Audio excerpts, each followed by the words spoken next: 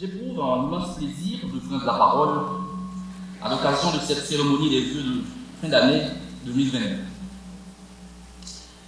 2022 a été une année ponctuée de vicissitudes avec des conséquences socio-économiques graves sur notre pays. Elles ont hélas considérablement détérioré les conditions de vie de la population. Dans ce contexte, l'appareil administratif de l'État a dû jouer un rôle central pour sauvegarder les fondements de la société haïtienne et assurer la cohésion et la paix sociale. L'administration publique a été appelée à fournir plus de services publics avec moins de ressources. Elle a fait des efforts considérables d'adaptation pour rester performante. Mesdames, Messieurs, la réforme de l'État, œuvre permanente, car les services publics doivent être constamment adaptés aux besoins de la population. Qu'il nous soit permis d'exprimer mes plus vifs remerciements au Premier ministre, son Excellence Dr Ariel Henry, pour son soutien à la réforme de l'État et sa volonté de renforcer la gouvernance publique en Haïti. En effet, depuis son accession à la tête de la primature, elle a pris l'engagement d'assurer la continuité des grands chantiers de la réforme. De nombreuses activités s'inscrivant dans le cadre de la mise en œuvre du programme de modernisation de l'État, PAME 2023, ont été réalisées en collaboration avec d'autres acteurs étatiques et les soutiens des partenaires techniques et financiers. Il s'agit notamment de l'opérationnalisation du PAME 2023 avec l'appui de l'Union européenne, l'informatisation du suivi et évaluation de la mise en œuvre du PAME 2023 pour la mise en place du logiciel Piteos avec l'accompagnement de l'Union européenne.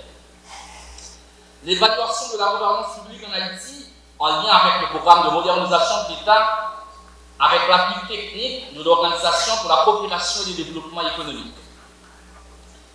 L'organisation des forums sur la déconcentration et sur la décentralisation avec l'appui du PNUD à travers le projet AGLDP financé en grande partie par la coopération canadienne. L'élaboration de la Charte nationale de la déconcentration avec l'appui du PNUD à travers le projet AGLDP. L'organisation de la carrière des fonctionnaires par l'élaboration du référentiel des emplois et compétences. Lancement du processus de rationalisation des ressources matérielles de l'État par l'adoption du manuel de gestion y afférente et l'organisation du symposium sur la rationalisation des ressources matérielles. La poursuite de la mise en œuvre de la charte d'engagement pour l'amélioration de la qualité des services offerts aux usagers dans les 6 institutions signataires avec l'appui de l'Agence française de développement. L'instruction et la validation du projet Proto-Mitan, projet d'appui à l'amélioration des services publics avec l'appui de l'AFD en vue d'améliorer les services de l'état civil et de l'identification.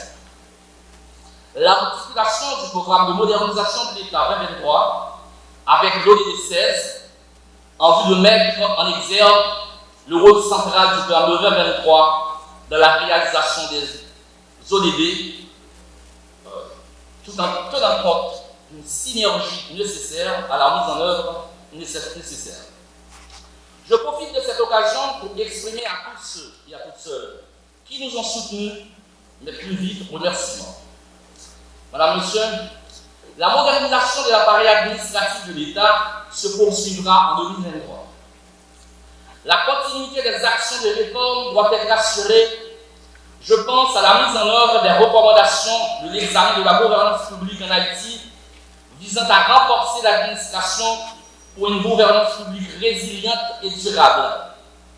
Il s'agit d'un chantier majeur de la réforme de l'État devant aboutir à un meilleur encadrement de l'élaboration des politiques publiques et une meilleure harmonisation des actions tant au niveau central qu'au niveau territorial pour mieux répondre aux besoins de la population. Je compte en particulier sur la collaboration habituelle des institutions faisant partie du centre du gouvernement pour l'application des dites recommandations qui est appelée à marquer une nouvelle ère dans la gouvernance publique en Haïti. Je pense aussi à la mise en œuvre du projet Auto-Militant, dont le démarrage est prévu pour le premier trimestre 2023. L'application des actions visant à améliorer l'accueil des usagers des services publics,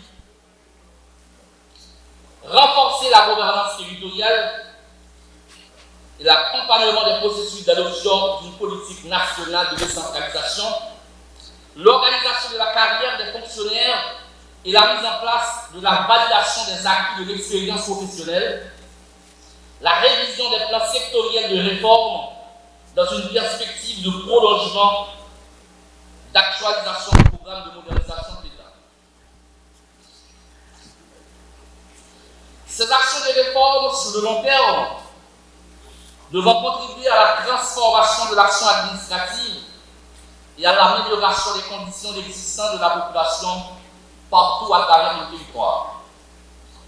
Enfin, je n'oublie pas l'application du manuel de gestion des ressources matérielles de l'État en collaboration avec le ministère de l'Économie et des Finances et la Cour supérieure des comptes et du contentieux administratif à travers le comité interinstitutionnel en vue d'optimiser l'utilisation des biens mobiliers conformément à l'arrêté du 3 avril 2017 relatif au train de vie de l'État.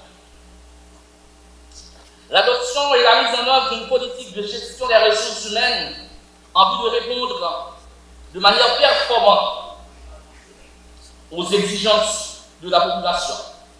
Ce sont entre autres quelques-uns des grands chantiers qui vous seront mobilisés, qui vont nous mobiliser au cours de l'année 2023. Mesdames, Messieurs, tous ces grands chantiers ne pourront être réalisés sans vous, les ministres, les secrétaires généraux, les secrétaires d'État, les directeurs généraux et les cadres de l'administration publique.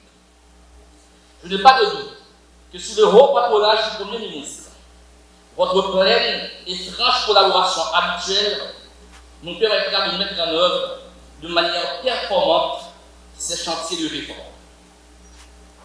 L'ORH, j'ai le privilège de diriger sous le leadership éclairé du Premier ministre, tout en assurant sa fonction de coordination et de pilotage, s'engage à accompagner nos institutions publiques en vue de renforcer leurs capacités techniques, managériales et opérationnelles et d'y implémenter une nouvelle culture administrative axée sur les résultats pour faire face aux défis actuels et de transformer l'appareil administratif en un outil au service du développement équilibré du pays.